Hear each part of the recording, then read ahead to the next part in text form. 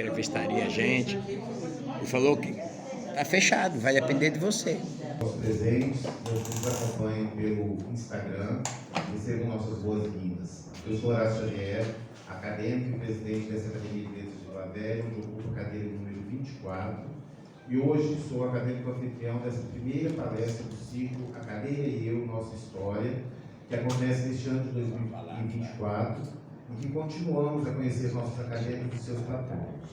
Solicitamos que coloquem o celular no modo vibrar ou no silencioso. É com muita alegria que a Academia de Letras de Vila Velha dá continuidade aos ciclos de conferências da RBV, que este ano seguirá no segundo ciclo, cumprindo assim seu papel de incentivadora e propagadora da literatura.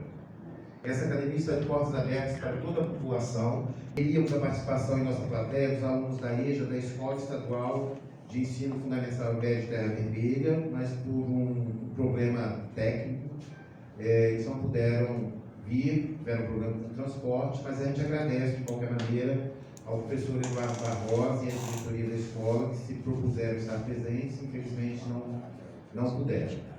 Nessa primeira palestra de 2024, temos como mediador o acadêmico e vice-presidente Ítalo Samuel Wright, ocupante da cadeira número 1 dessa academia e idealizador deste projeto.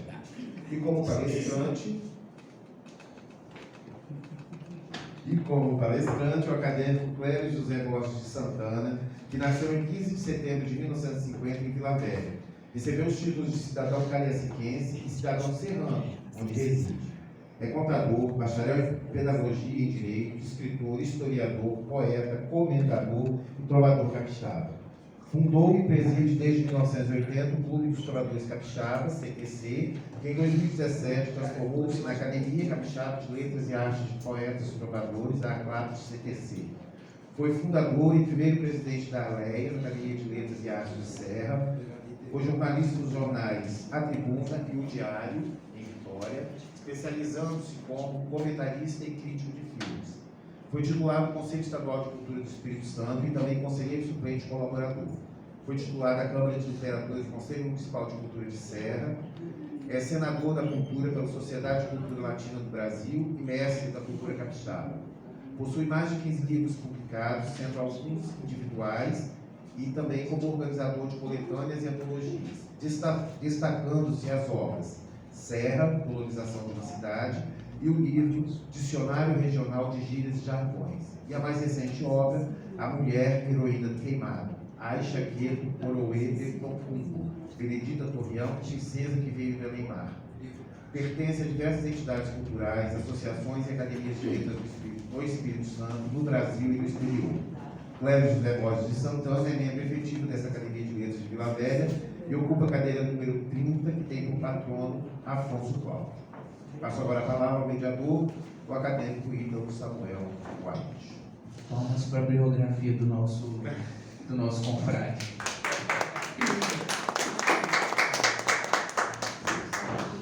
Boa noite, senhores. Estou muito feliz de continuarmos o segundo ciclo de conferências, Academia ou Nossa História. O projeto do ciclo de conferências nasce da necessidade de, além de apresentarmos a nossa produção literária, produzirmos um espaço para o conhecimento e também um espaço propício ao afeto. Eu gostaria também de cumprimentar os nossos confrades aqui presentes, amigos de hoje e sempre, agradecer ao presidente Horácio por trabalhar com tanta dedicação, com tanto afinco por esse projeto, agradecer também a Fabiola, que é uma incentivadora de sempre, e agradecer ao Clério por ter aceito a missão de ser o primeiro participante desse ciclo de conferências nesse ano.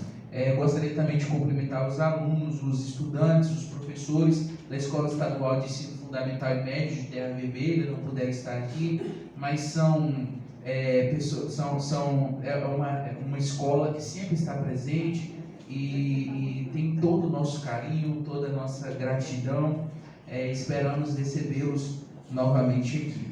Clério, quando a gente inicia o ciclo, eu faço uma breve introdução e eu já te passo a palavra para começar falando sobre o patrono sua cadeira, que é o Afonso Cláudio.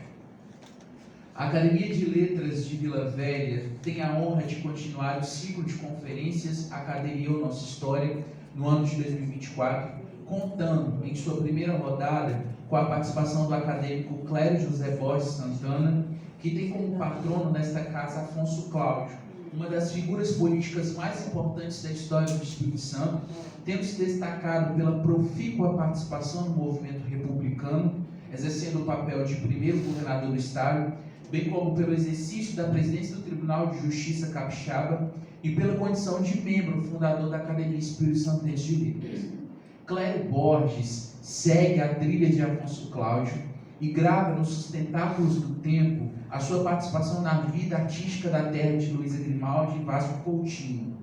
Une com esmero e sensibilidade história e literatura, destacando-se por ter fundado e presidido o Clube dos Trovadores Capixabas, que transformou-se na CLAP CTC, Academia de Letras e Artes de Poetas Trovadores, além de fundar e presidir a Academia de Letras e Artes da Serra, que surgiram no ano de 1993. É senador da Cultura pela Sociedade de Cultura Latina do Brasil e a sua preciosa pena persiste por mais de 15 livros publicados. Às 19h26 do domingo, em que escrevo esta apresentação, o último domingo, indago-me por que a gente faz tanta questão de exaltar os títulos, os grandes feitos e os emblemas que as pessoas carregam, como se no ímpeto lusitano cantássemos o melhor da terra através dos barões assinalados pelas grandes embarcações. Digo isso, meus senhores, porque não dispenso na apresentação do meu convidado dizer que trata-se de um dos maiores poetas trovadores de todos os tempos. Mas o que faz Clério Borges ser essa figura icônica é sua capacidade de mobilizar o melhor do ser humano e unir as pessoas em prol da delicadeza, do afeto e da arte que supera a morte. A trova, aliás, é exatamente a maneira mais simples e direta de louvar a passagem do tempo, o perfume da memória e a grandeza de uma amizade. Clério Borges impacta as pessoas exatamente por ser um elo, por proclamar a beleza de se ter um amigo na aventura e na desventura, e deixar mais claro que o sol o quanto tudo é sagrado, quando feito por muitas mãos. A generosidade de brilhar sem ofuscar o lugar do outro. Aliás, brilhar potencializando o outro é um talento divino que, dando conta da sua mordomia, nosso poeta não deixa de ofertar. Com a palavra, para falar sobre o seu patrono, o amigo Clério Borges.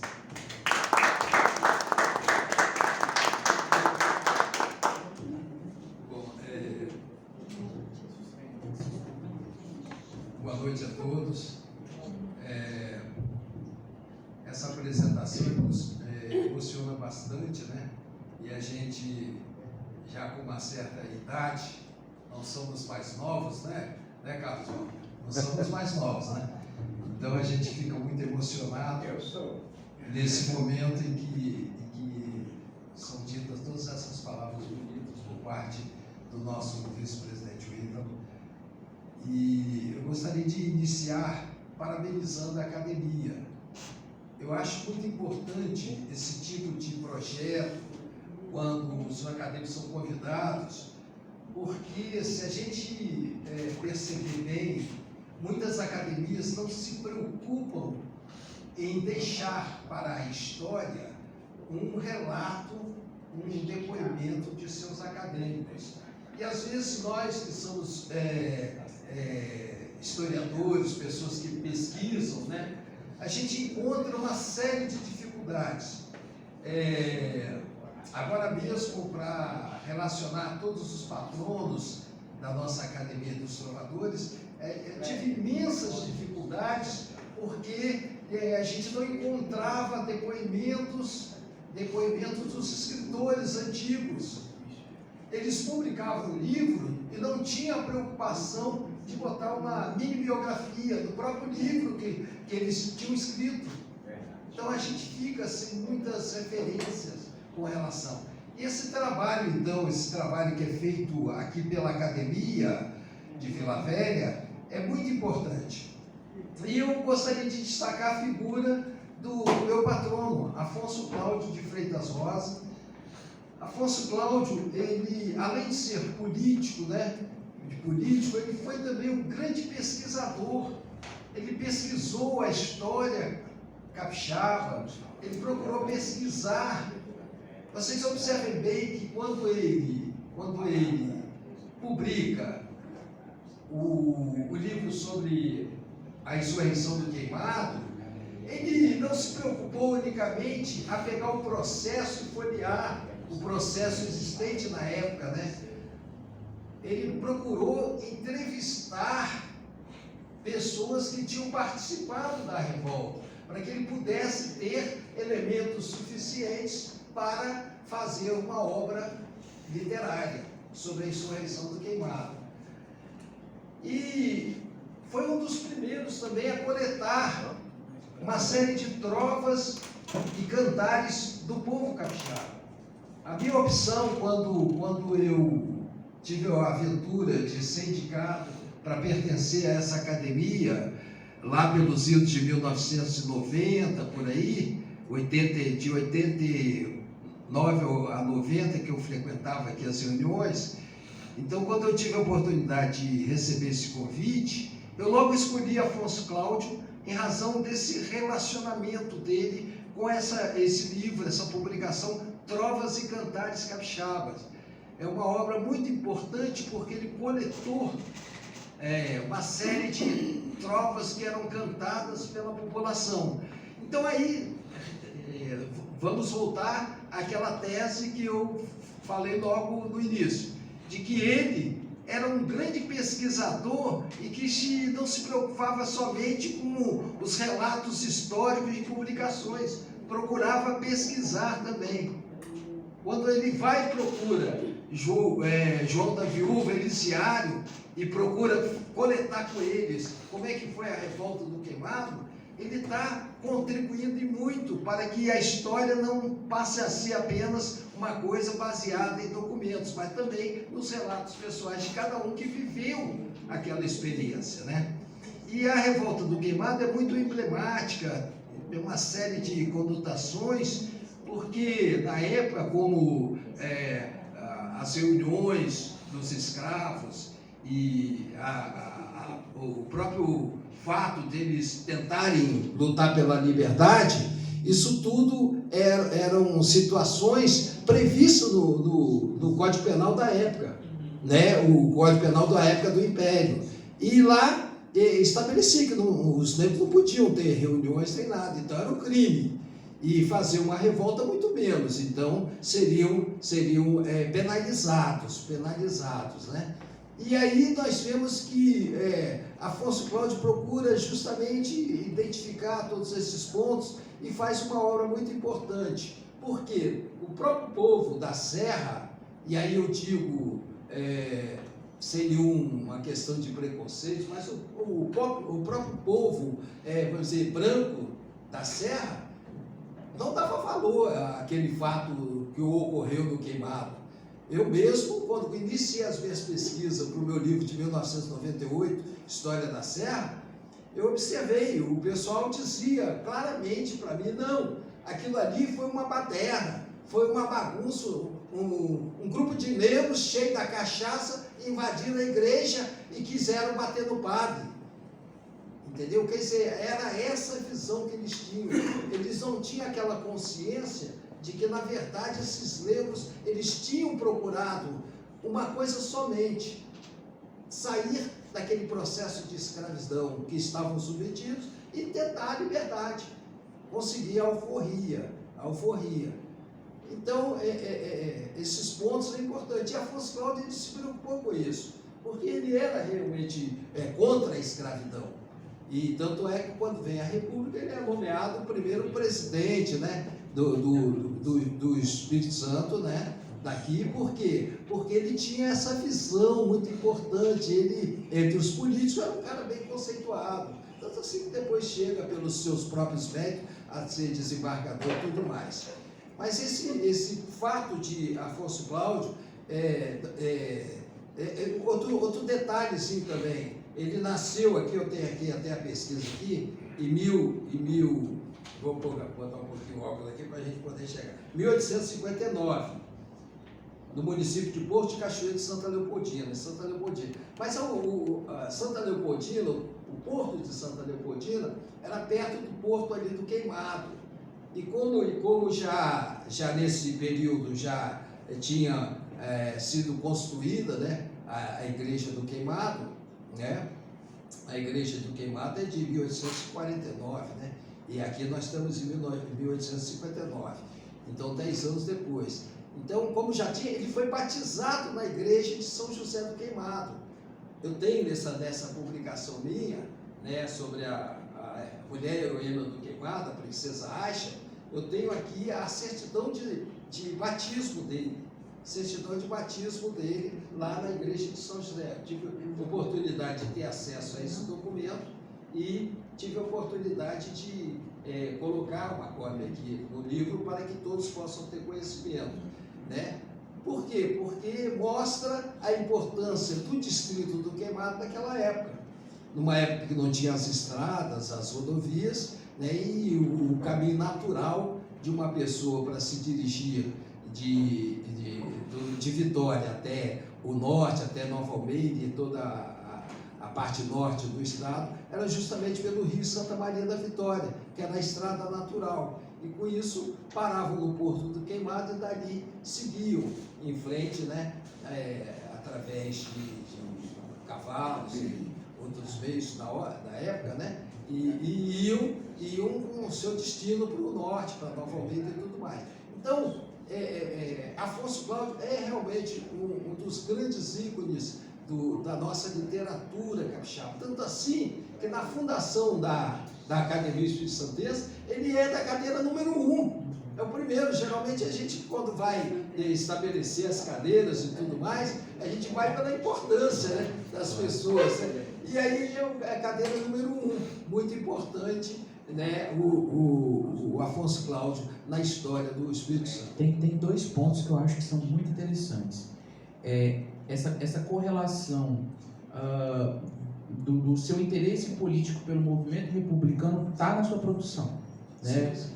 Da produção literária, porque o movimento republicano era exatamente, por mais que tenha se perdido em alguns momentos, era exatamente essa tentativa de liberdade, né? de mudança da estrutura social. Existe até alguns estudiosos que vão dizer que o movimento republicano foi muito mais por uma necessidade de se instaurar um Estado federal, que antigamente era unitário, ou seja, de centralização do poder, do que efetivamente pela necessidade de mudar o sistema de governo. E aí você percebe exatamente que o movimento republicano tem uma relação lógica com a produção literária dele, a necessidade de uma liberdade. E um outro ponto que eu acho muito interessante, e você pontuou muito bem aqui, é o interesse em não fazer historiografia, mas de fazer história. Esse interesse de se entrevistar, de se analisar a literatura, não pelo lado, pela projeção dos vencedores, mas dos vencidos, né? E colocar ali a trova, a arte e o depoimento das pessoas comuns do cotidiano, é o interesse de quem faz história, não faz historiografia. Eu acho que você concorda comigo. Sim. Eu acho que é muito importante, né, essa colocação sua, até que na lista das obras literárias dele nós vamos encontrar não só biografias de nomes importantes como o Dr. João Clímaco, que ele publicou em 1902, mas você encontra também comentário à lei da organização judiciária do Estado do Espírito Santo, a preocupação dele, né? Você vê aqui um outro livro que ele publicou também, da retenção do cadáver do devedor em garantias do direito creditório entre os romanos, 1916, que a gente se preocupou por uma história romana também e fez esse levantamento, né, de um fato curioso, um fato interessante, né? E aí o comentário das leis do Estado Civil, né, o discurso sobre o fuzilamento de Domingos Martins, 1917, preocupação dele com fatos mesmo históricos, né? Fatos importantíssimos. Você tem acesso a um discurso de Domingos Martins, o fato aconteceu lá na Bahia, né? Na Bahia, onde foi fuzilado, e de ter essa possibilidade de obter esse detalhe. E o Trovas e Cantares, que é de 1923. Então você vê que isso eu acho que muito. Tem aqui, elogio histórico do padre Marcelino Pinto Ribeiro Duarte, em 1924. Direito romano, direito das coisas. Quer dizer, ele se atém a essa preocupação de estar sempre abordando temas importantes e interessantes para todos terem conhecimento.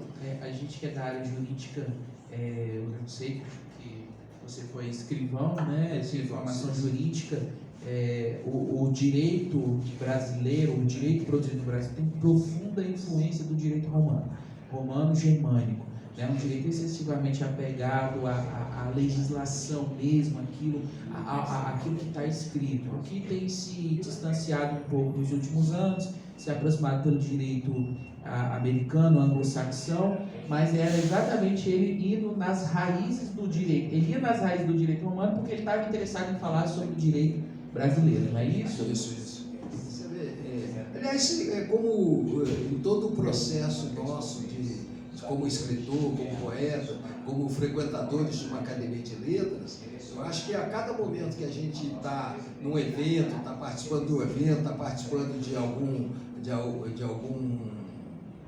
congresso, alguma palestra e tudo, a gente procurar se aprofundar, estudar um pouco aquilo que está sendo abordado, para que a gente possa ter propriedade para participar, né, e conhecer. Então, é o caso dele, ele procurava, quando ele vai lá procurar pesquisar sobre o direito romano, sobre aquilo que os romanos faziam naquela época, como era aquele processo de democratização deles e o processo até ditatorial também, que tinha muitos imperadores romanos ditadores e tudo mais, ele está justamente visando isso, conhecimento, e passar esse conhecimento para outras pessoas, para que outras pessoas possam também se posicionar em determinados momentos.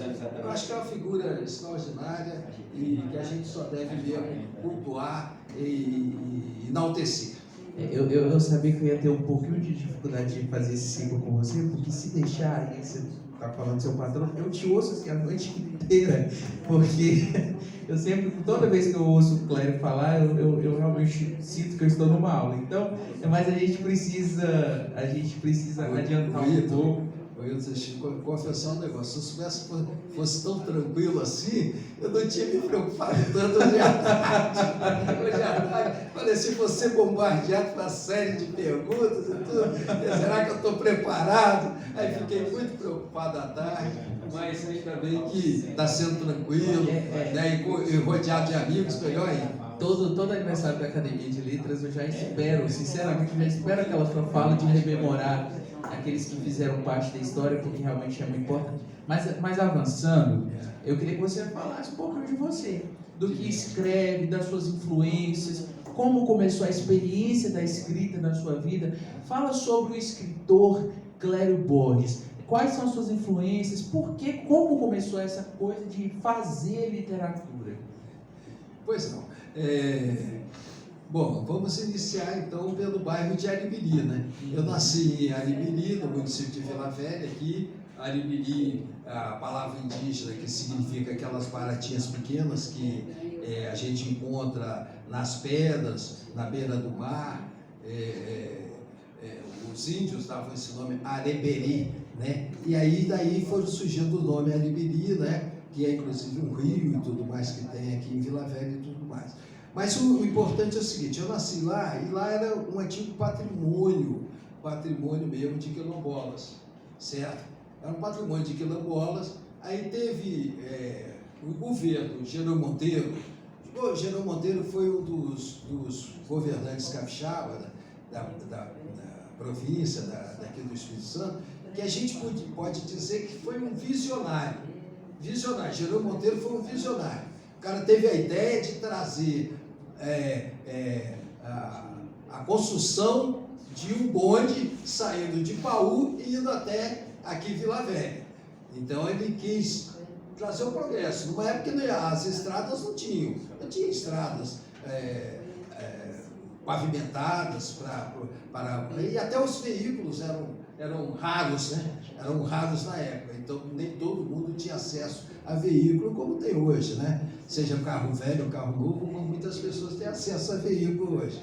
Mas naquela época não. Então o que acontece? Ele teve a ideia, vamos construir uma linha férrea, né? um bonde que saia de Paúva até o centro de Vila Velha, até, não foi por uma questão de eu vou dizer isso com muita propriedade e sem medo de alguém ficar triste ou zangado. Não foi com muito interesse de auxiliar o povo daqui, não. Ele foi para atender o exército que queria se instalar naquela localidade, tanto que a linha de bonde chegava até lá em cima, e até lá dentro do exército, lá dentro. Ele subia a colinazinha ali, subia, depois descia até lá dentro. Eu cheguei a pegar essa época, eu vi isso acontecer. Então, não estou dizendo por ter lido nem nada, eu vi acontecer esse bonde indo até lá dentro para levar o pessoal. Então, era mais por isso. Então, como tinha essa conotação de importância de ter um exército brasileiro aqui, nessa região, então, ele se preocupou com isso, conseguiu o recurso suficiente para fazer isso. Então, o que acontece? Na hora que ele começou a construir de Paú fez o projeto, né, até Vila Velha, verificou-se que a metade do caminho era Aribiri. E ali era um patrimônio, né? Nesse período de 1910, era um patrimônio quilombola, né? E tinha um comerciante de Vitória, chamado Manuel Varisto Pessoa. Ele era um cara visionário. Ele falou assim, bom, já que a metade do caminho é Aribiri, o que eu vou fazer? Vou chegar lá, pegar esses quilombola todos, oferecer um dinheiro para eles, comprar as terras. Comprou as terras todas, adquiriu aquela terra imensa dentro daquele bairro de Aribiri todo, dividiu aquilo em lotes e começou a colocar à venda os lotes e ganhar dinheiro em cima. Porque necessariamente, na linha de bonde, tinha que parar ali no meio do caminho para poder fazer a baldeação. E ali eles projetaram também a estação convertidora, que era um local onde, se o bonde desse algum problema, tinha um local para eles fazerem os reparos suficientes para consertar e tudo mais. E ali também fazia um processo de baldeação. Vinha um bonde de Paú, parava em Aribiri, ficava esperando o outro vir de Vila Velha ali, fazia aquela baldeação, inclusive até tinha uma linha do lado para poder um aguardar o outro chegar para seguir em frente. Então, esse comerciante, Manuel Faria, ele foi um cara inteligente, mas usou também daquela técnica de se aproveitar do outro, né? Que não é uma coisa muito admissível, mas de qualquer forma, já em 1935, você vai observar que dentro da história do Aribiri consta lá que as ruas já estavam sendo pavimentadas, né? Aí logo atraiu o Campo dos Santos. O time de Paú conseguiu o terreno ali para construir o seu campo de futebol. Os jogadores vinham de bonde, saíam de Paú de bonde, vinham parar em Aribiri e ia jogar.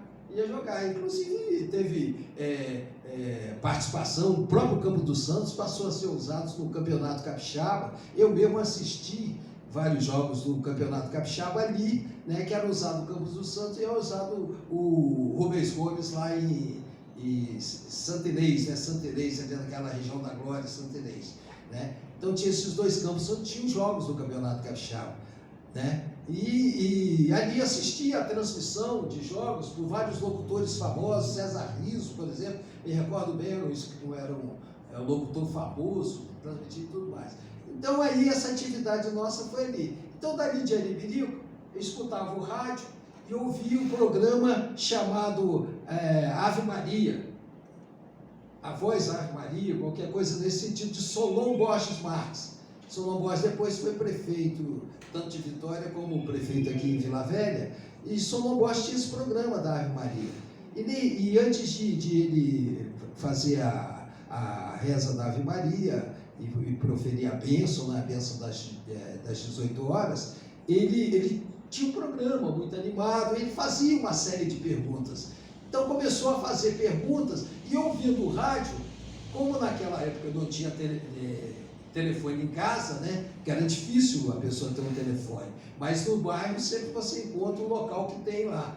Então eu saí, ele fazia a pergunta lá, eu saía correndo da minha rua, que é a rua, era chamada Rua São José, que hoje é a Rua Ramiro Leal Reis, do lado ali do Campo dos Santos, onde tem a Alcobaça, né? E justamente o nome Ramiro Leal foi por causa do proprietário da Alcobaça, né? Da fábrica de biscoito.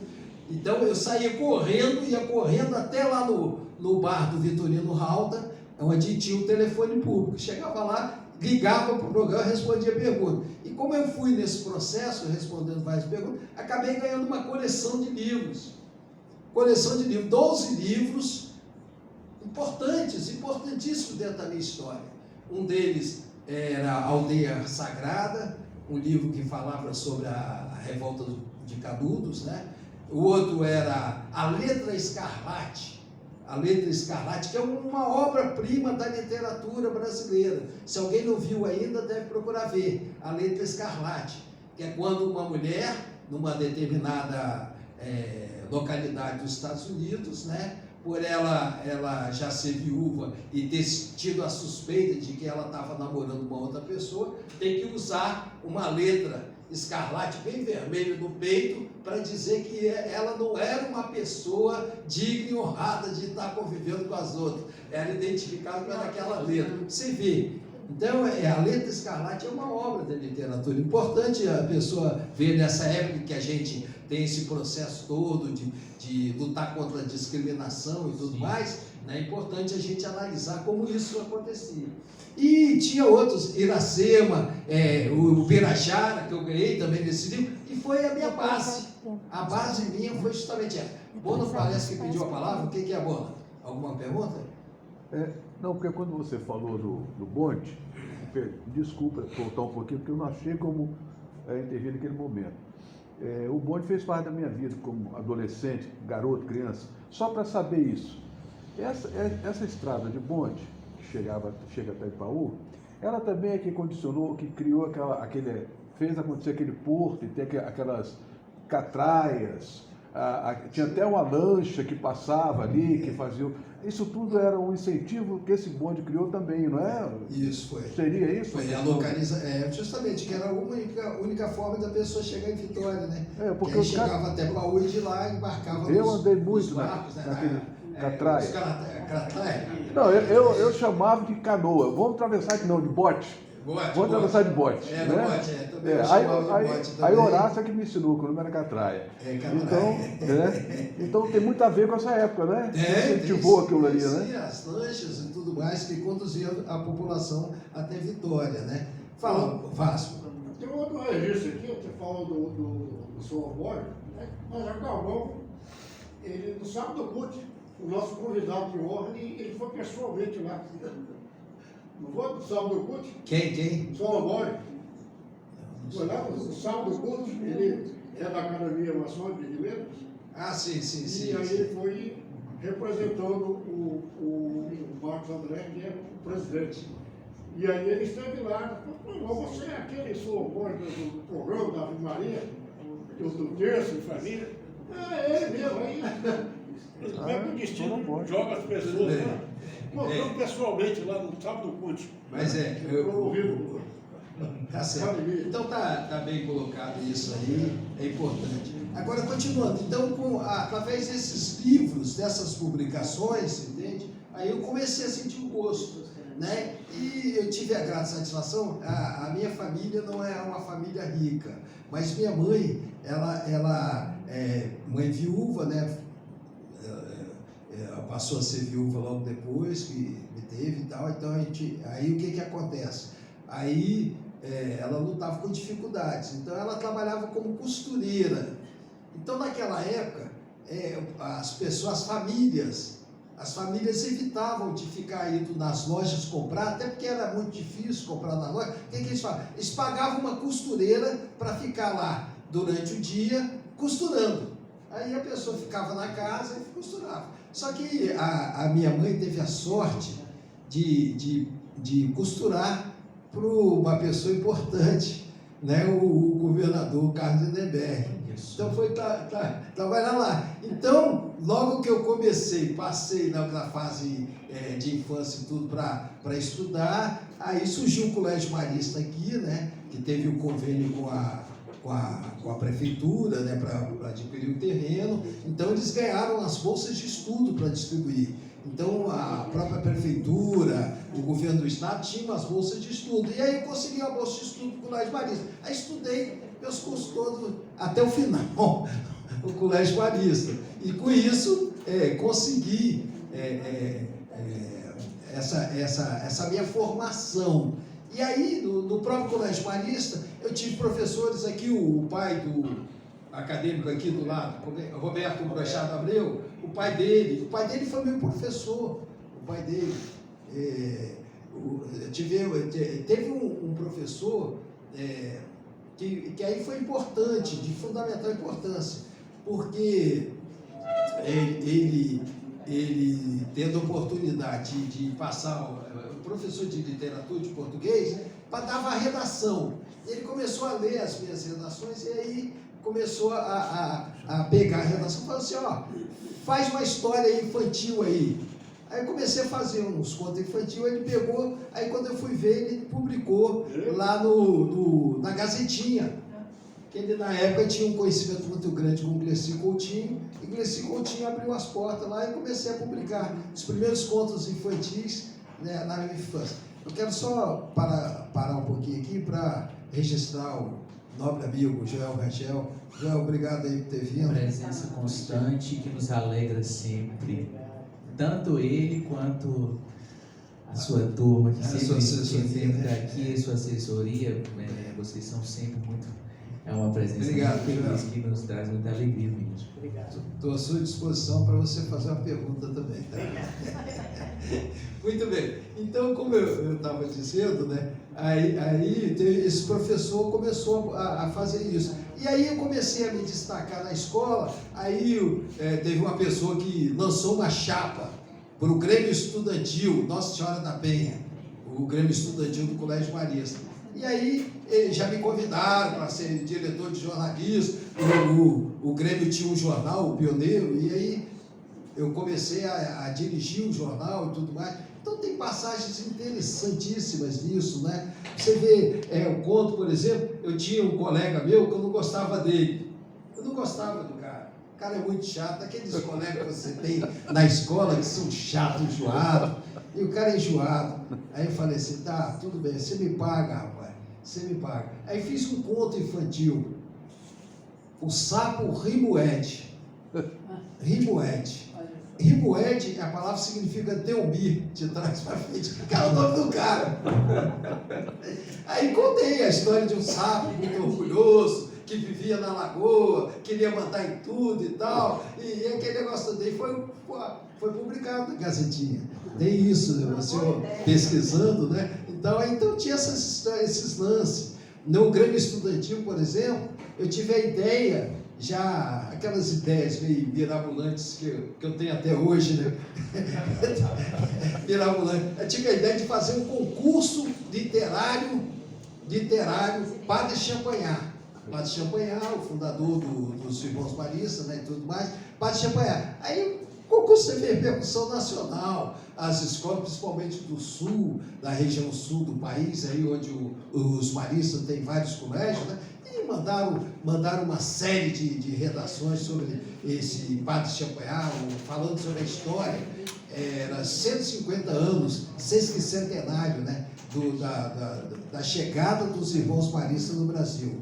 Então aí as redações chegaram, então esse trabalho já foi desde o início, né? E em razão disso a gente começou a atuar, fui convidado para ser da UBT, União Brasileira de Diplomadores, o professor José Augusto Carvalho tinha uma coluna ali na Gazeta, a gente observou, começou a mandar umas trovas, aí um grupo nosso, nós fomos lá e fomos convidados, eu e o meu colega Zedano Vitavares Sucupira, né?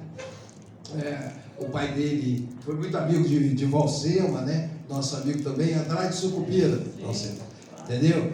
E aí o que acontece? Aí a gente foi convidado a organizar o UBT, União Brasileira de Trovadores, aqui. Aí, inicialmente, foi o Zé Dano, primeiro presidente, segundo presidente Geraldo Nascimento, eu fui o terceiro. Então, na minha gestão, eu tive a ideia de fazer um concurso de trova com o tema Pelé. Pelé, para dar uma reversão também, daquelas ideias mirabolantes, né? Tema Pelé. Aí foi destaque na revista Placar, que era a revista da época. A revista da época foi destaque, né? E aí, com isso, a trova vencedora de Cezide Ambrosio diz assim, ó, que o Brasil tanto enalteça, tanto a Rui quanto a Pelé. Se um o honrou pela cabeça, o outro o honrou usando o pé. Entendeu? Então, é uma trova muito bonita. Então, e em razão disso, a gente foi iniciando esse trabalho nosso, né, e a gente começou a ter, a primeira atividade minha como presidente da UBT foi realizar um curso de iniciação ao jornalismo. Eu já tinha começado a trabalhar no jornal A Tribuna. Eu comecei no jornal A Tribuna quando eu estava estudando um curso de Direito em Cachoeira Itapemirim. Esse curso também é interessante. Interessante. Um colega meu falou comigo, ó, eu vou fazer Direito em Cachoeiro, e eu preciso da sua ajuda, porque eu não sei se eu vou passar lá, você vai ficar junto comigo. Aí eu fui lá fazer, pagou a estadia e tudo, pagou a passagem, tudo para Cachoeiro e tudo, eu fui para lá fazer o curso de Direito. Chegou lá, aí na hora da prova, ele sentou do meu lado, aí eu fiquei só fazendo. E caiu um tema interessante, né? Está lembrado que eu falei que eu ganhei uma coleção de livros, que tinha o Birajara e Iracema? Aí caiu no vestibular de Direito de Cachoeira Itapemirim, caiu falar sobre José de Alencar. Aí pronto, já sabia tudo. Eu tirei, ele tirou em 20º lugar, parece 100 vagas só, entendeu? Daquelas faculdades de fim de semana, né, que a pessoa ia no final de semana e tal. E aí eu fui o 5º colocado, mas tirei em 3º lugar. Fui 3º classificado porque teve 2 primeiros lugares e 2 segundos lugares. E eu fui o 3º. Então, isso foi interessante porque eu depois não continuei esse curso lá em Cachoeiro, porque justamente eu só tinha ido mesmo para ajudar o amigo. E consegui ajudar, tanto é que ele se deu bem. 20º lugar é um lugar honroso, né? Numa classificação de vestibular. Seja naquela época ou na época de hoje, sempre honroso, né? Agora, Clério, quando eu te pedi para falar um pouco sobre como entra a literatura e vem toda essa história, o contato primeiro com uma literatura, inclusive uma literatura clássica, mas na história você fala muito de Vila Velha. Qual é a sua saudade de morar em Vila Velha? Qual é a saudade que você tem, estando hoje bem residindo na Serra, muito bem, muito querido, sei que tem um papel extremamente importante na Serra, mas qual é a saudade que você sente de morar aqui em Vila Velha? Olha, Vila Velha está no coração da gente, né? Está no coração da gente não só pelo fato de ser a terra natal, mas também por a gente ter tido uma passagem muito importante, né? Essa passagem importante, eu me recordo bem o seguinte, até os 14 anos, eu estudei justamente, eu morei, residi em Arimirim. Aos 14 anos, nós nos mudamos para cá, para aqui para o centro de Vila Velha, até porque os meus parentes residiam todos ali na prainha, de frente mesmo para a prainha ali, né, aquela região. Naquela época não tinha o aterro e que a água do mar batia numa contenção de muro, né, de cimento que tinha ali. Muito bem. Então, o que acontece? Essa época já era a época em que eu passava aqui em frente e via as grandes reuniões e os grandes eventos que aqui o presidente Antônio Pinto Rodrigues. Antônio Pinto Rodrigues é um nome que é importante, Horácio, tá? É muito importante a gente destacar na história dessa academia. Eu passava aqui, isso aqui estava lotado. Numa época que era difícil as pessoas virem de Vitória para cá, não era fácil, não tinha estrada asfaltada, era uma coisa, e a pista era única, né? tinha que carro passar um do lado do outro. Então, o que acontece? Antônio Pinto Rodrigues enchia aqui as dependências, principalmente com o pessoal de Vitória. Ele realizava os eventos dele e vinha. O Antônio Pinto Rodrigues, não sei se vocês conhecem, alguém tem notícia, o filho dele, o Edinho, ele tinha um cartório, né? Um cartório aqui, comandava o cartório dentro do próprio fórum aí. Não sei onde está hoje atualmente, mas eu acho que é um resgate muito importante, se alguém puder ter acesso ao filho, né, do Antônio Pinto Rodrigues, e conseguir com ele alguma coisa, às vezes fotos até antigas, daqui das atividades aqui da academia aqui. Então eu passava aqui, ia ali na prainha, jogava futebol ali, naquela área ali das Palmeiras, né? O pessoal jogava toda a tarde, tinha um futebol ali, entendeu? E isso aqui está na minha vida, né? Está dentro daquele fato de a gente ter essas recordações muito importantes na vida da gente, né? E foi aqui em Vila Velha, aqui na Praia da Costa, que eu conheci também Zenaide, né? Zenaide, que hoje está sempre conosco, né? Participando, né? Eu cheguei lá na praia, tinha 9 mulheres assim deitadas assim, na praia. Eu falei, é aqui. Aí eu conheci a irmã dela. A irmã dela já foi logo me dizendo, ó, eu tenho namorado. Aí dona Zenaide está comigo até hoje. Para vocês verem isso, como é que é. Então, Vila Velha é muito importante. Agora, culturalmente, é também interessante para a gente, porque logo nessa época do jornal, que eu trabalhei no jornal A Tribuna, que eu comecei lá como foca. Foca é o aprendiz de jornalista. Comecei como foca.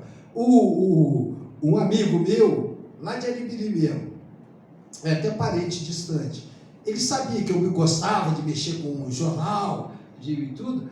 Aí tinha o Manuel Bessone Filho. Manuel Bessone Filho é diretor administrativo da Tribuna. E a Tribuna tinha acabado de ser comprada por um grupo de Pernambuco, que é o grupo do Cimento Nassau. Pois é, aí eles compraram a Tribuna, aí queriam reformular tudo. Trouxeram dois jornalistas lá do Rio de Janeiro, Vinícius Paulo de Seixas e Cláudio Bueno Rocha.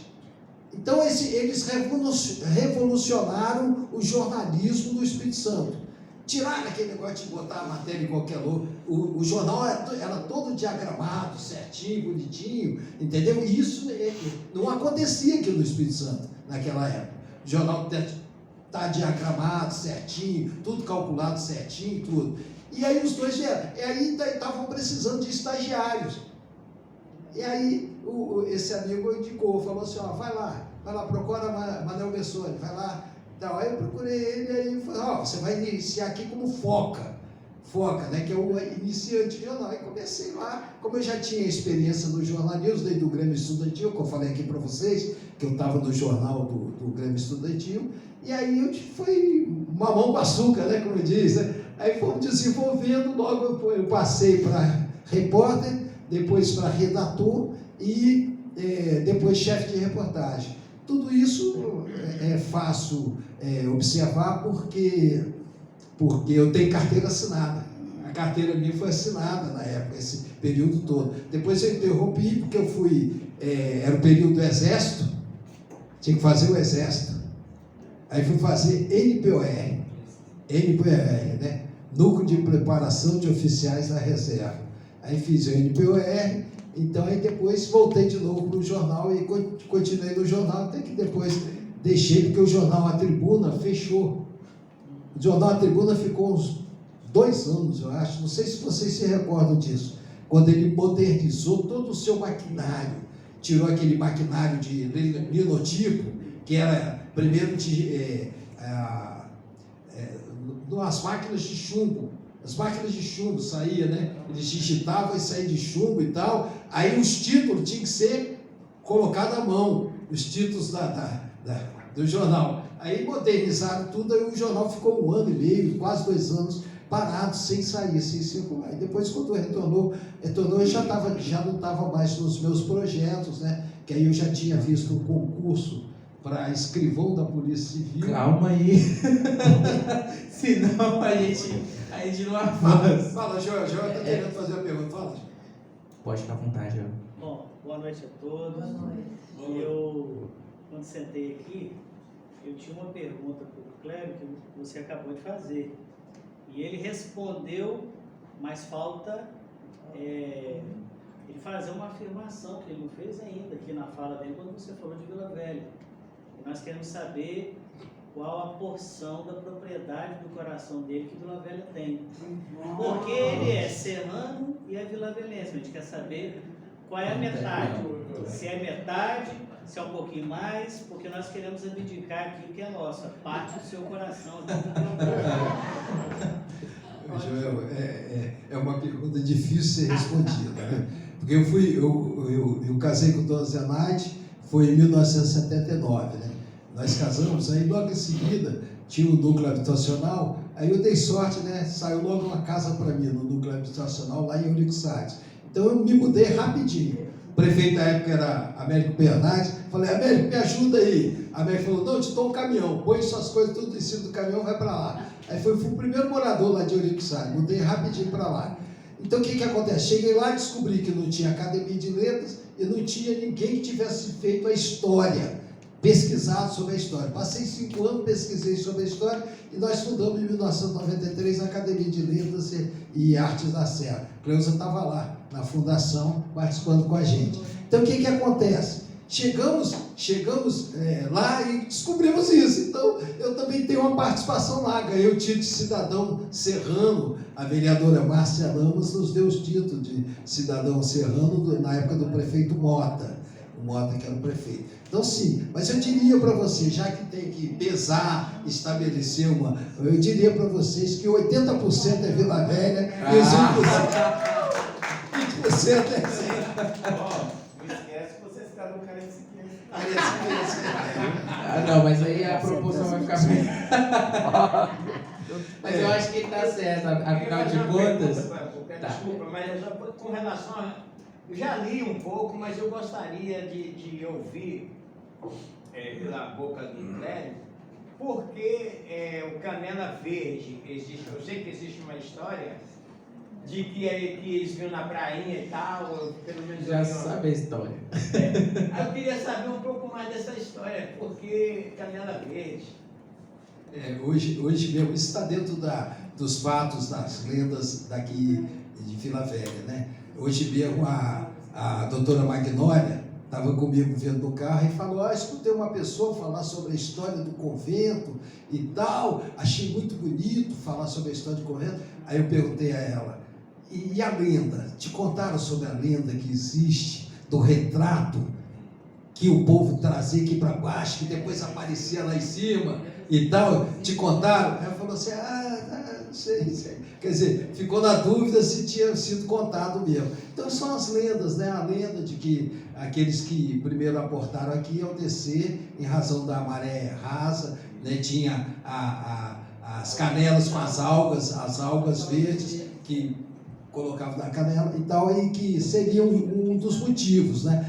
O Elton, no livro dele, né, cita já uma outra versão também, dizendo que seria alguma coisa, uma espécie de caneleira verde que o Edson usava quando entrava na mata, que tinha muitos espinhos, então usavam para isso, certo? Mas eu, pelo que eu pesquisei mesmo, eu acho mais correto se afirmar que teria sido justamente a descida de embarcação, de bote, de navio, nessa parte aí das algas verdes, né? Eu acho mais isso. Eu vou fazer minha última pergunta, porque o nosso tempo aqui é corrido.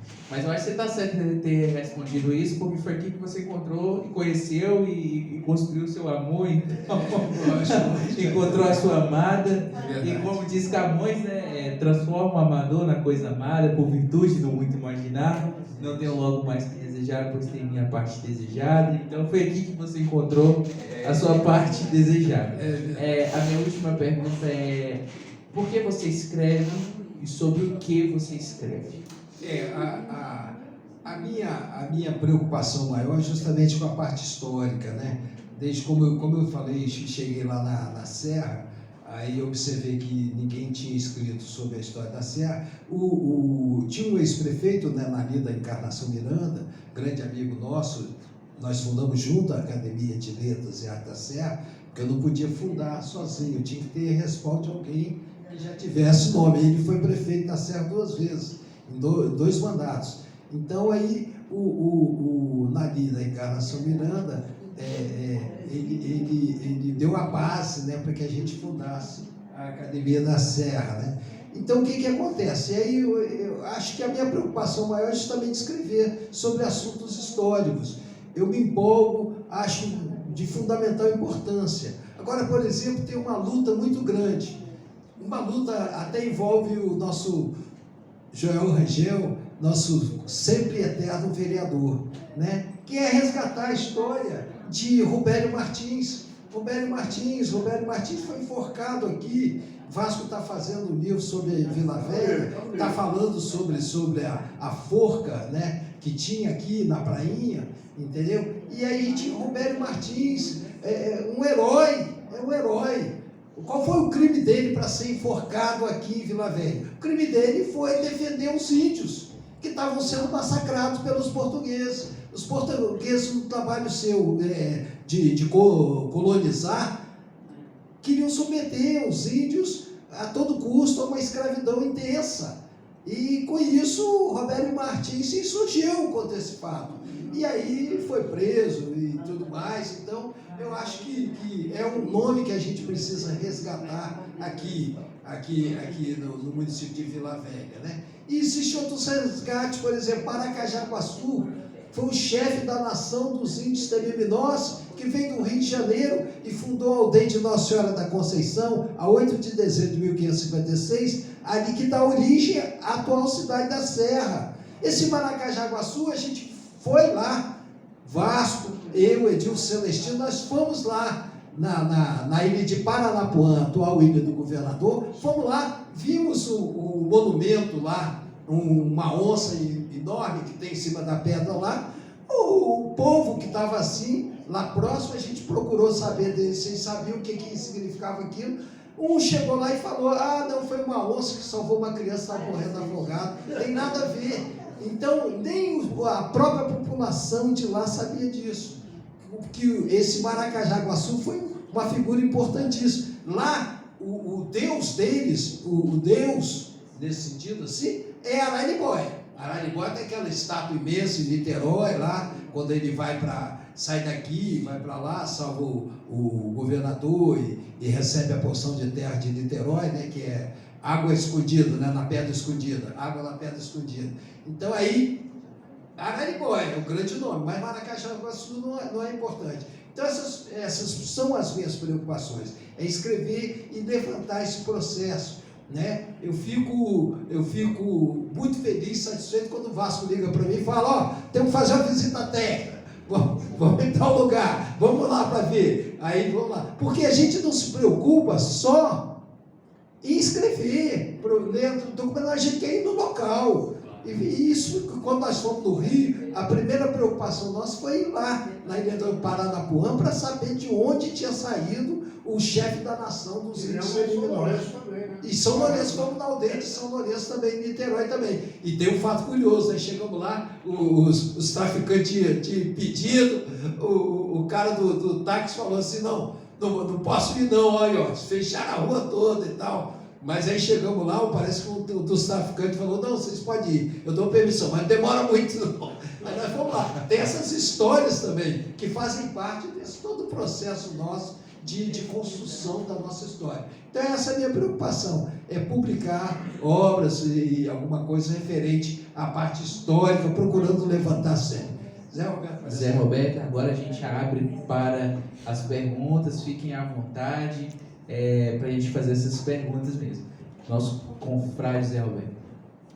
Boa noite a todos, boa noite, Clério. Boa noite. Meu moderador, não sei se vou fazer pergunta ou fazer uma colocação, não deixa eu me enredar por ser coordenador ad hoc. Clério, eu entrei na academia em 2008 e nunca pensava em entrar em academia. E eu sempre tive um conceito muito ortodoxo de academia. E eu entrei com este espírito, e nesse espírito eu defendi. E eu ouvia sempre falar de Clério, mas nunca tinha contato com Clério Borges. Hoje nós estamos vendo o Clério Borges aqui, historiador, mas nós todos, quando escrevemos e participamos dessas atividades culturais, às vezes nós não nos percebemos, às vezes nem nada, ou nem na essência, que nós estamos também construindo história. E eu tenho que fazer uma meia-culpa aqui, embora não é o plenário adequado, que eu fiz isso com os meus confrades, da defesa do ortodoxismo e, de uma certa forma, deixar de lado o que eu achava que não era ortodoxo, que estava na linha de Clério Borges. E o Clério Borges, ele é um vanguardista. Ele escapole, querendo ou não querendo, do ortodoxismo, que enclausura e, às vezes, coloca bustos de pessoas ainda vivos como semideuses da literatura e da cultura, intocáveis e não se aproximavam deles. E teve uma época, Clério, que inclusive eu fiz até uma comparação, já que é um momento de ego absolvit, não temos confessionário aqui, nem nenhum sacerdote, que eu comparava com o movimento carismático da Igreja Católica e um movimento do meio protestante, chama-se... Hein? Neopentecostal? O neopentecostal tem outro nome, mas agora não... Por quê? São movimentos que fugiram daquela trilha, que não é errada, mas é uma trilha, que já se sabe o que vai acontecer, o que não vai acontecer. E eu vejo, Clério Borges, esse pragmatismo seu, essas ideias que você falou, acho que você falou mirabolantes, do nada acontece tudo, ou quase tudo. Do nada, com poucas palavras, muitas palavras. E qual é o trabalho que não é criticado? Qual é o trabalho que não pode ser melhorado? Mas eu não posso deixar de compartilhar, Clério, que eu nunca vi o Clério desanimando do seu trabalho. E esse momento novo, você escreve uma história onde você consegue colocar no conceito de academia aquelas pessoas que talvez nem pensassem nisso e possivelmente nem tivessem oportunidade nesses meios, até porque quantitativamente cada casa tem seu limite, sem falar nos critérios de escolha de cada casa dessa, que deixam à margem muito. Então você conseguiu espraiar, no bom sentido, esse conceito de academia, fazendo com que cada um desses trouxesse o pouco ou muito que tivesse e somasse nesse desmistificar de academia de letras, em que a maioria do nosso povo ainda olha e fica assim espantado, como se fôssemos alguns intergalácticos que sabemos mais do que eles. Então, é muito importante eu ressaltar isso. Para mim, é uma meia-culpa dessa identificação. E hoje eu vejo, parafraseando com um texto bíblico, que eu, claro, não vou saber onde está, uma grande festa que foi organizada e chamaram as pessoas principais da cidade. E aqueles principais não compareceram. E aí mandou-se chamar quem?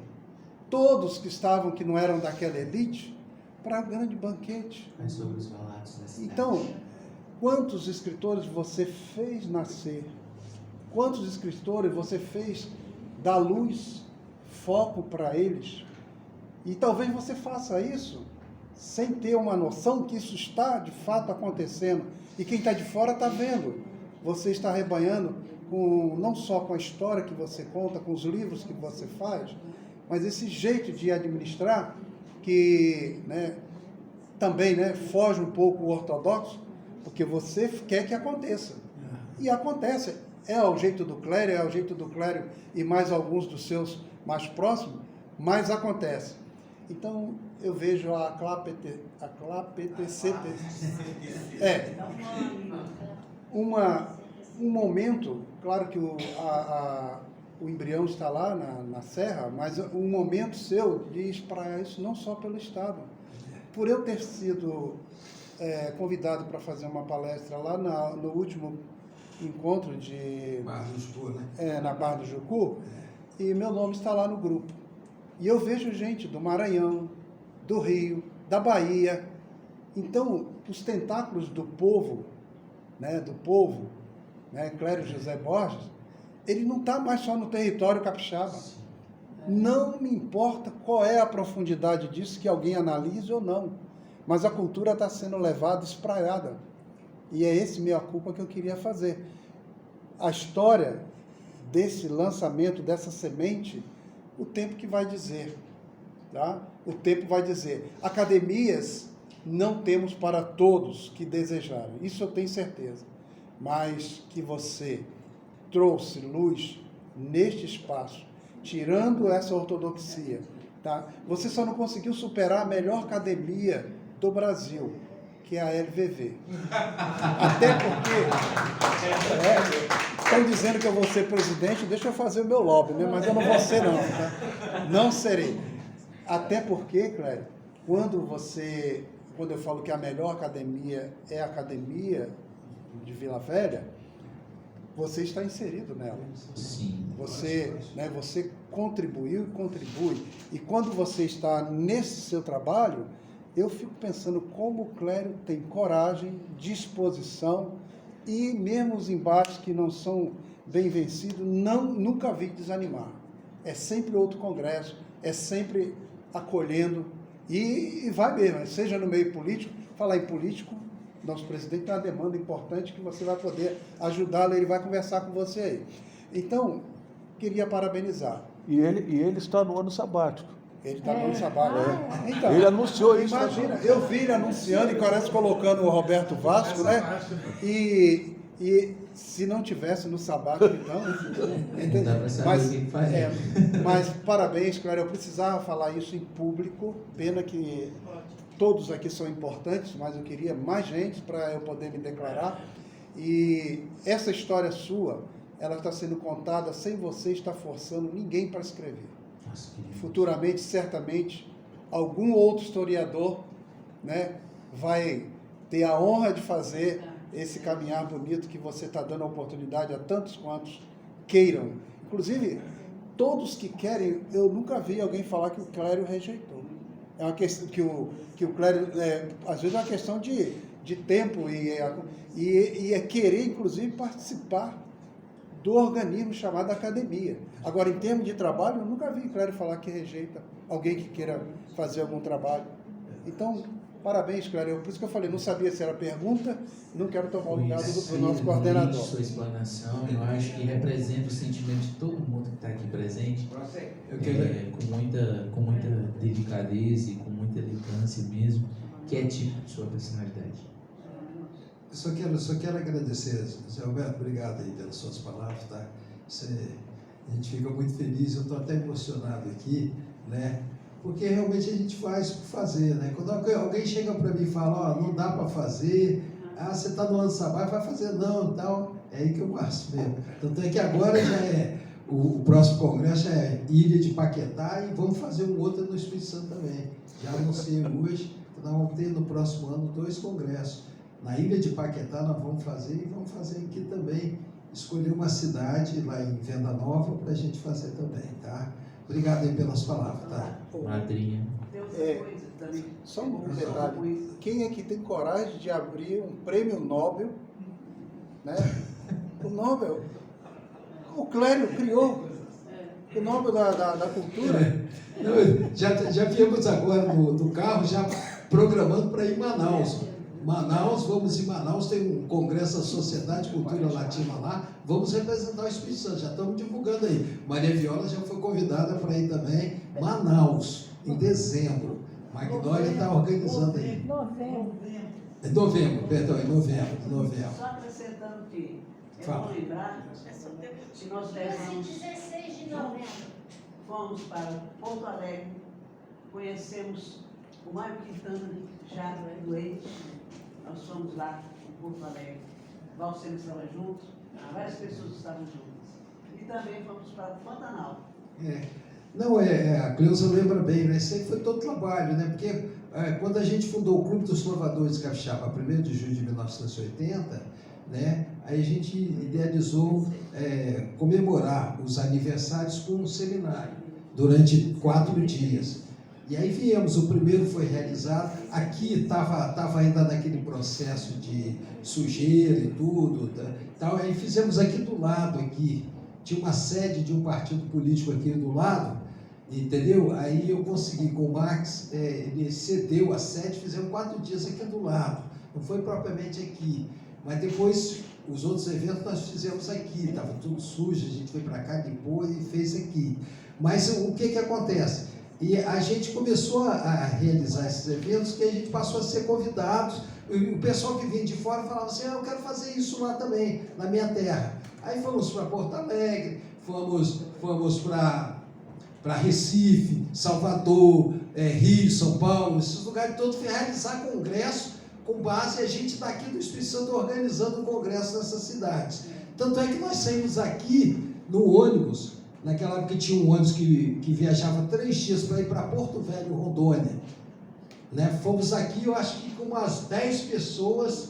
Mas Né? a Cupinova até foi com a gente, ela fazia as fotografias. Exato, E aí com passagens dadas pelo governo do Estado, né? E tudo financiado com a ajuda do governo do Estado, porque na época a gente tinha o reconhecimento das autoridades que viam que o trabalho da gente era um trabalho sério, não era um trabalho de picaretagem, estar usando cultura, como tem alguns que às vezes usam, né, esse processo todo para ganhar dinheiro e tudo mais. E a gente realiza um trabalho sério e tudo mais. Então a gente ganhou as passagens, foram acho que umas 12, né, foi até o grupo de Magnólia se embreou lá na Amazônia, fez um filme-vídeo lá com a cineasta russa, né, e tudo mais. Depois nós fomos de avião, Cleusa e eu, fomos de avião para Corumbá. Paramos em Brasília e fomos também, tudo com o governo do Estado financiando, até porque eu fazia parte do Conselho Estadual de Cultura, né? O Horácio leu na minha biografia, né, formando esse período que eu fui do Conselho Estadual de Cultura, eu fiquei 4 anos, depois mais 4 como suplente, e aí mais 2 como da Câmara de Literatura. Então a gente conseguia facilidade nesse sentido, né? E eu ainda tinha que conciliar meu trabalho de escrivão da Polícia Civil com a atividade cultural. Mas eu tinha sorte que eu ia para o plantão.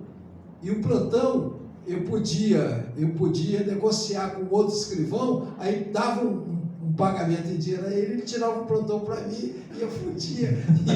Né? Até que chegou uma época que o Max falou comigo, não, vou te colocar aqui à disposição, né? Me colocou à disposição do Conselho de Cultura, eu fiquei lá um período sem precisar usar de artifício de pagar uma pessoa para tirar plantão para mim. Então, essa foi a atividade toda e a gente foi nesses lugares todos divulgando o Espírito Santo e o neotrovismo, o movimento nosso dos trovadores. Mas isso tudo é um trabalho que a gente faz, né? Até hoje mesmo, quando eu vou em Venda Nova, estão lá falando para as escolas, chego até a passar mal, já falo assim, ó, eu preciso de 2 acadêmicos aqui para me substituir. Na hora que eu disser que eu não estou aguentando, eu vou parar, sentar, porque o Vasco faz isso para mim. Quando a gente faz aqui as oficinas, palestra mesmo, programada pela academia, eu sempre levo o Vasco, levo alguém que na hora me ajuda. Na hora que eu cansei, aí eu vou lá, descanso um pouquinho, aí a pessoa entra, lê uma poesia, fala alguma coisa, que é isso. Então até isso, o pessoal lá de Venda Nova está impressionado, né, com o fato de a gente ir, passar lá, falar para os alunos gratuitamente, sem receber nada. Né? Beco Macedo acha que eu ganho muito dinheiro com isso. Fala assim, você ganha muito dinheiro, esquece de me pagar meu cachê para me tocar. Mas é isso. Senhores, última pergunta para a gente ir para as considerações finais. Alguém quer fazer mais alguma pergunta? Ao último espaço da noite. Só um comentário.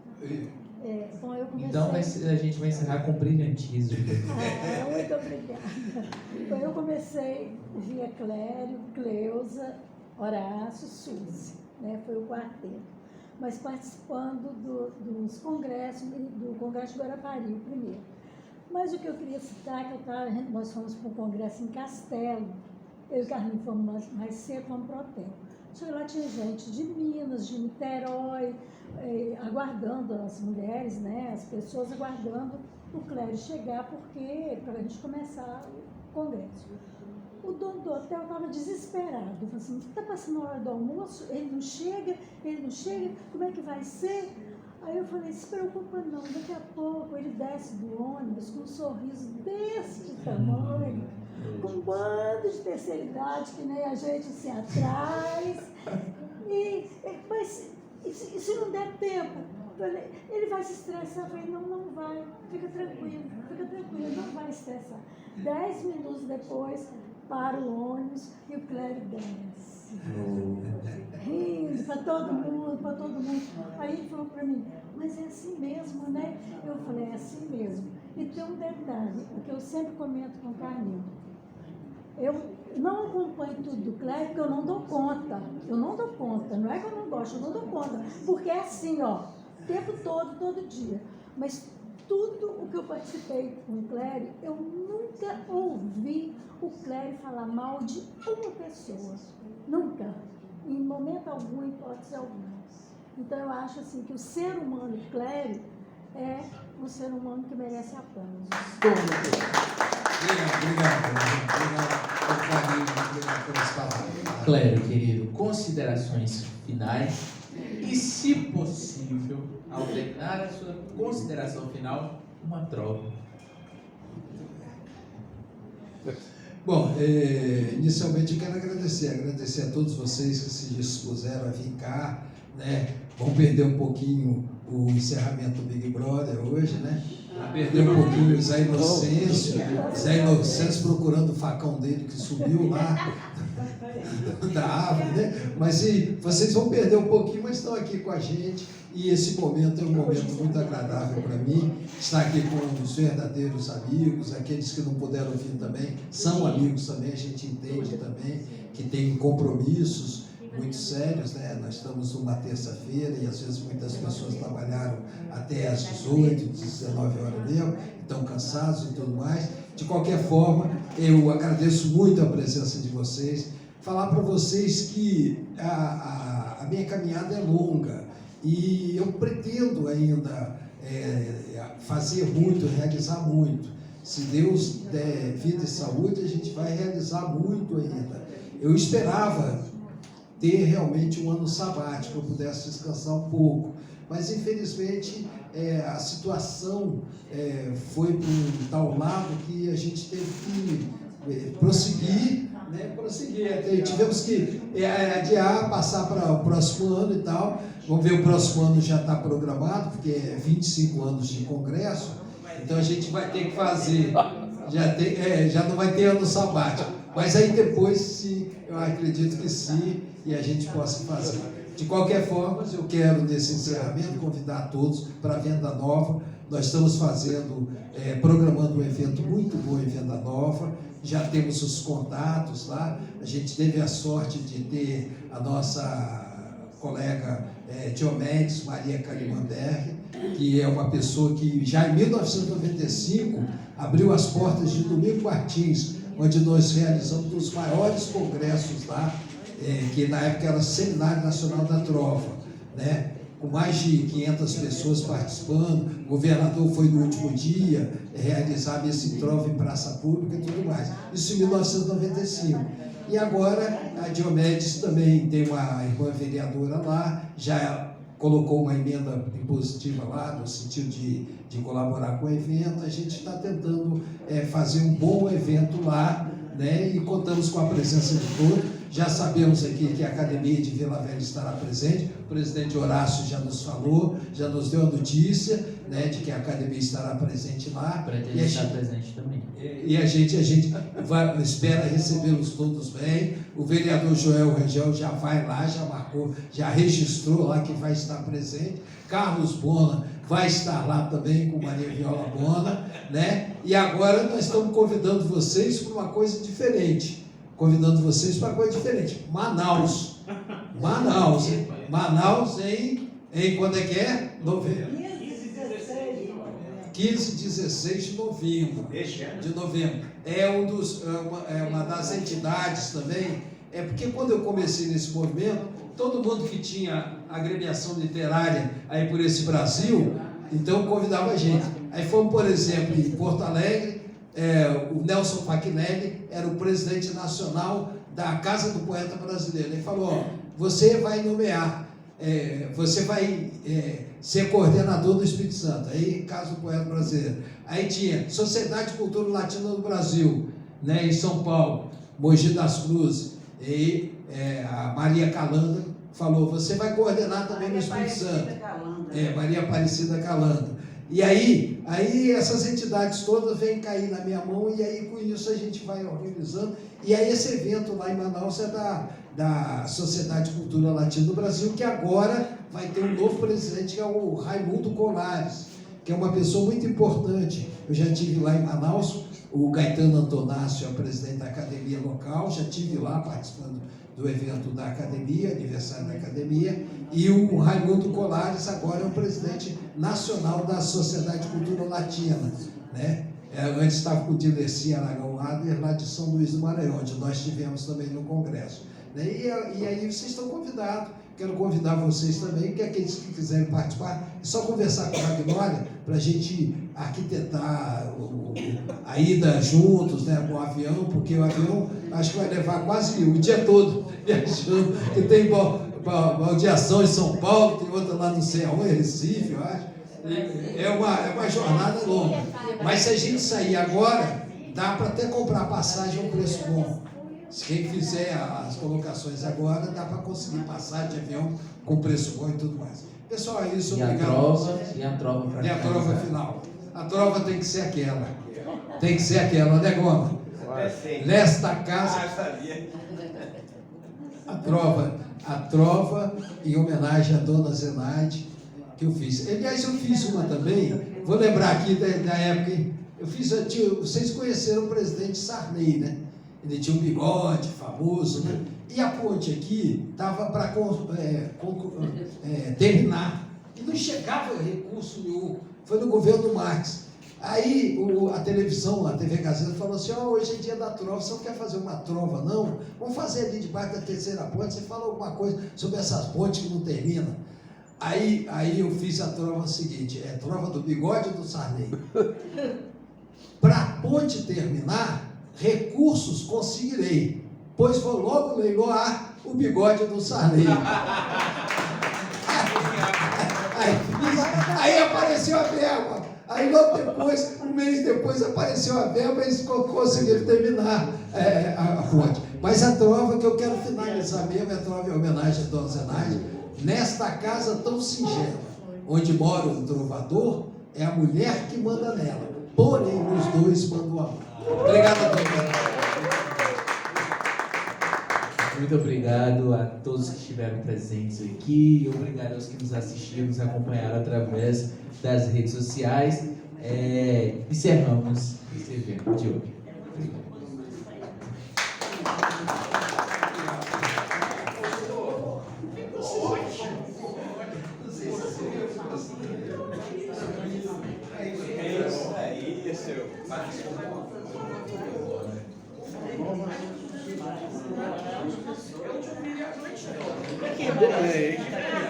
Tira essa foto lá. Muito legal. A academia, ela faz as pessoas mais simples. Até então,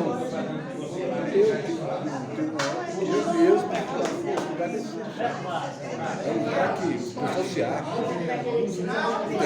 Mas tem gente ainda que está aqui vem fazer uma foto. Vamos fazer foto local.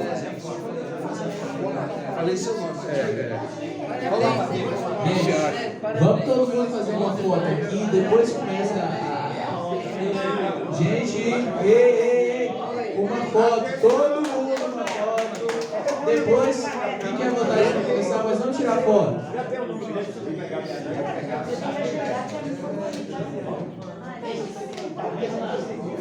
Não, namorado, você vai dentro de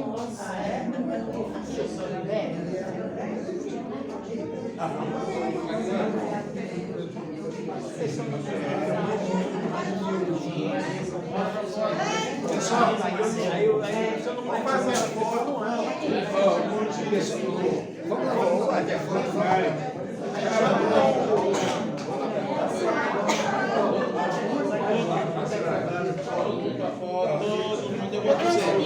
Não, vai, bate aqui, bate aqui, ó. Bate aqui, ó, bate aqui. Vai pra lá, aqui, ó.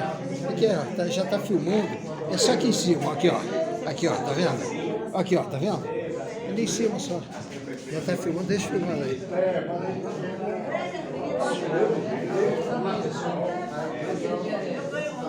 Horácio, outro. Pessoal, essa foto aqui do novo pé. Eu quero, peguei, mas eu quero. Aí todo mundo pode Tirar a foto. Aqui, ó, pode pegar. Cadê Joel, gente? Eu sumi com ele lá pra trás. Tá lá em cima. Meu Deus, pai, tem família não. Lá em cima. Horácio. Posso ficar aqui?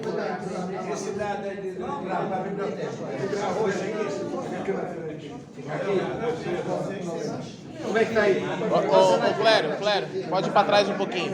Vai pra trás um pouquinho. Pra trás. Isso. Não estou atrapalhando ninguém, não. Aí não. Não, aí não. Bate na minha também. Pessoal, aí, ó. Quem tiver comigo. Olhando pra foto. Tchau. Vou te tapar. Abacaxi. Pera aí que eu... Só ela terminar aqui, pera aí. Tá bem aqui a camisa, a bola. Ah, vou lá na foto. Pode ir lá. Silêncio é bom que não treina. Vai dar câmera nas bochechas. O silêncio não treina. De boa, né?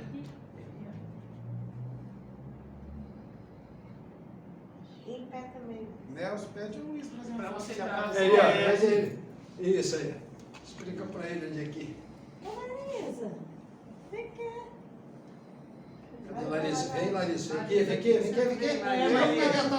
Aqui, ó, na frente, aqui, ó. Agora vem na frente. Deixa eu bater meu pé aqui, caiu. Então vai. Isso. Não, mas convidado também participa. Ah, isso é Isso, Nelson. Fica aí. Plim, plim.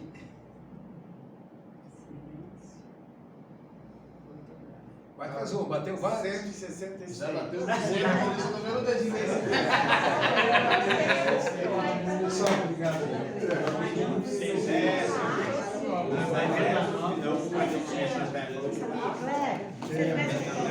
Bem, concluímos aí mais uma etapa aqui. Ei, você quer que eu faça o?